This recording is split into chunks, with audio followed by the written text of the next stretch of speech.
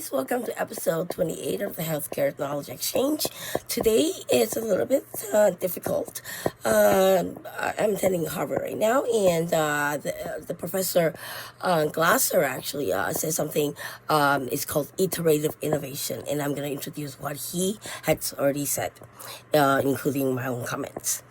Iterative innovation in healthcare involves a cyclical step-by-step approach to developing and improving solutions, constantly refining them based on feedback and data.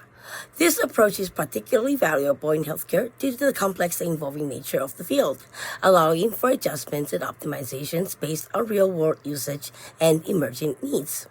The key aspects of iterative innovation in healthcare are continuous improvement, user-centered design, agility and adaptability.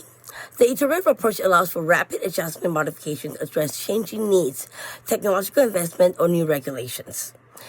Think about that for a second and really think about it before I comment it.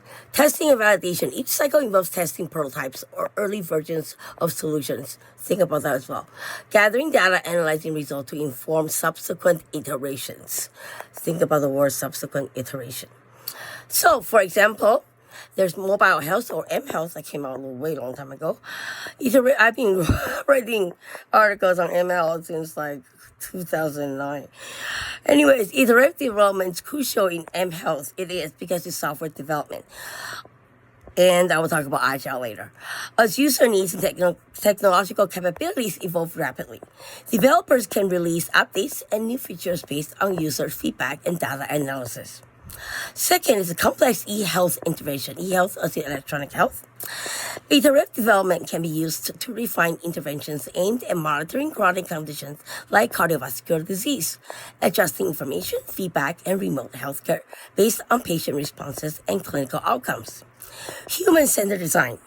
This approach emphasizes understanding user needs through research and prototyping. Think about the word prototyping.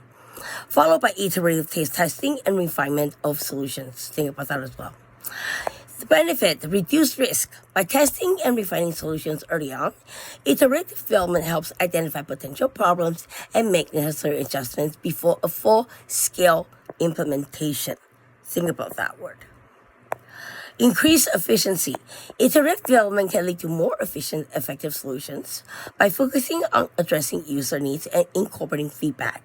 And that includes user acceptance testing, also called UAT, as well as other type of user acceptance testings. There's many different types, like, from design, UX design to, like UAT, which I'm like amazing at. So, I'm not boasting, sorry.